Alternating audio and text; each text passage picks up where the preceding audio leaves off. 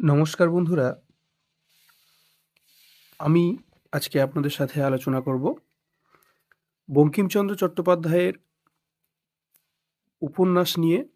এই উপন্যাস সাহিত্যের অবদান এবং তার গুরুত্ব নিয়ে আজকে আমি আপনাদের সাথে আলোচনা করব। তো চলুন দেখে নেওয়া যাক।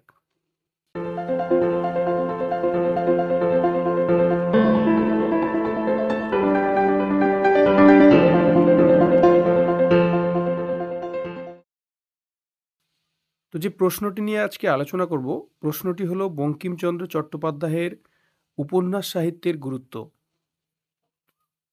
বা উপন্যাস সাহিত্যে তার যে গুরুত্ব তা নিয়ে আমরা আজকে বিশদভাবে আলোচনা করব। তো প্রথমেই ভূমিকা হিসেবে যেটি বলা যায়, বঙ্কিমচন্দ্র চট্টোপাধ্যায় বাংলা সাহিত্যের প্রথম সার্থক ঔপন্যাসিক হিসেবে পরিচিত। তিনি বাংলা উপন্যাসকে কেবল বিনোদনের মাধ্যম হিসেবে নয়, বরং জাতীয় চেতনা, সমাজ সংস্কার ও ইতিহাস চেতনার বাহক করে তুলেছিলেন। তার সাহিত্যকর্ম আধুনিক বাংলা সাহিত্যের ভিত্তি গড়ে দিয়েছে। বাংলা উপন্যাসের জনক ও গঠনশৈলীর উন্নয়ন, এইভাবে আমরা প্রথম পয়েন্টটি দিতে পারি। আমরা যদি এভাবে পয়েন্ট করে দিই, তাহলে আমাদের লেখাটা আরও সুসজ্জিত এবং সুগঠিত হবে। তো সেক্ষেত্রে আমরা যে প্রথম পয়েন্ট হিসেবে দিতে পারি সেটি হলো বাংলা উপন্যাসের জনক ও গঠনশৈলীর উন্নয়ন। বঙ্কিমচন্দ্র বাংলা সাহিত্যে প্রথম আধুনিক উপন্যাস রচনা করেন এবং উপন্যাসকে একটি সুসংগঠিত সাহিত্যিক রূপে প্রতিষ্ঠিত করেন। তার আগে বাংলা সাহিত্যে উপন্যাসধর্মী রচনা থাকলেও তা কাঠামোগতভাবে দুর্বল ছিল।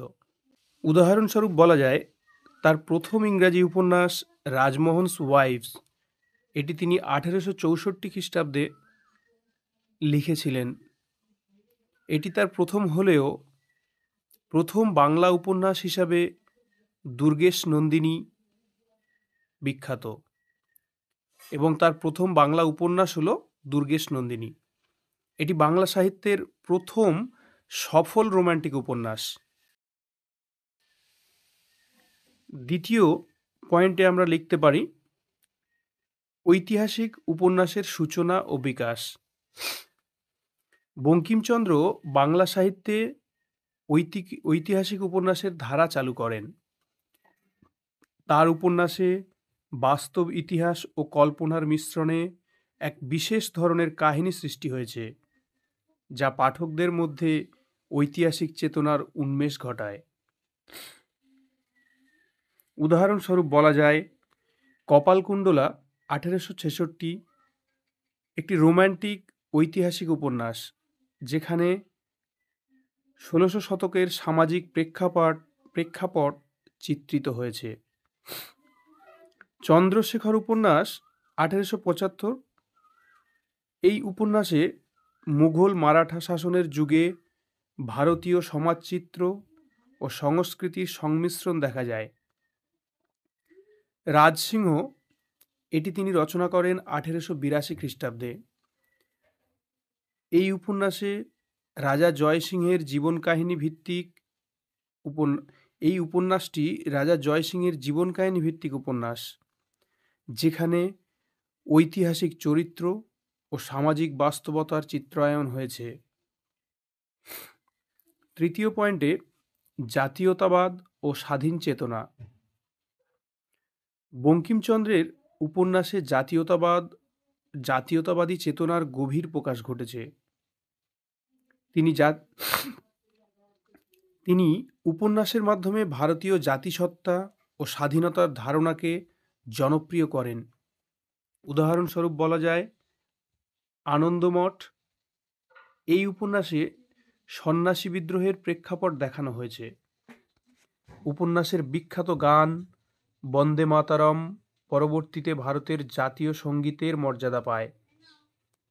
উপন্যাসটি ভারতের স্বাধীনতা আন্দোলনের গুরুত্বপূর্ণ ভূমিকা রাখে।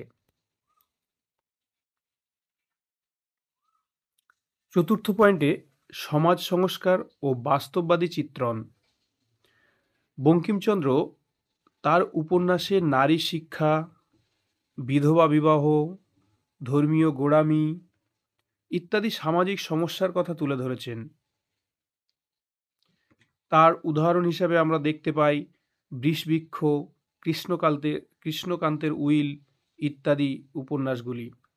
বৃষবৃক্ষ তিনি রচনা করেন 1873 খ্রিস্টাব্দে। সমাজের নৈতিক অবক্ষয় ও কুসংস্কারের যে চিত্র তা তিনি এখানে দেখিয়েছেন।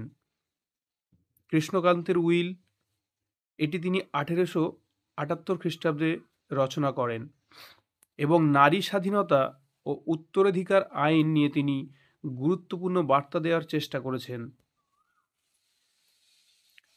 পঞ্চম পয়েন্টে ভাষা ও শৈলীর বৈচিত্র্য। বঙ্কিমচন্দ্র বাংলা গদ্যের উৎকর্ষ সাধন করেন।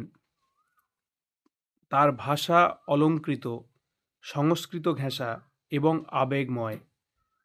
তিনি সংলাপ ও বিবরণের মাধ্যমে চরিত্রায়নে দক্ষতা দেখিয়েছেন।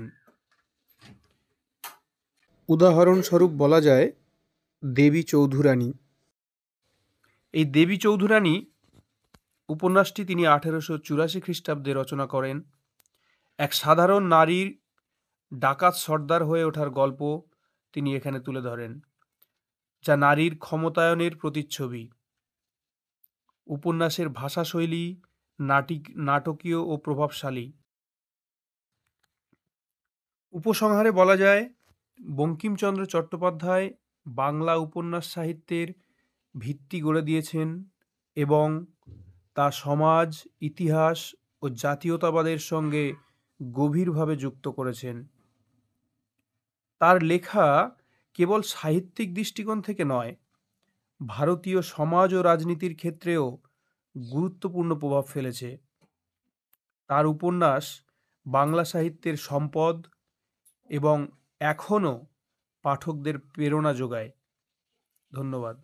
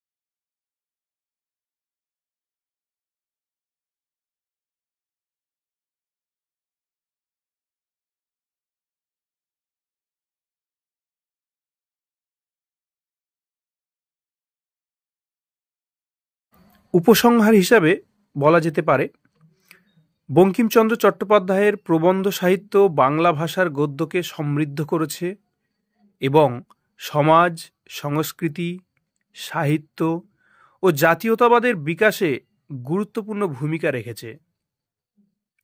তার প্রবন্ধগুলো আজও প্রাসঙ্গিক এবং গবেষকদের কাছে মূল্যবান সম্পদ হিসেবে বিবেচিত হয়। তাই বঙ্কিমচন্দ্র শুধু একজন ঔপন্যাসিক নন, তিনি বাংলা প্রবন্ধ সাহিত্যের পথপ্রদর্শকও বটে।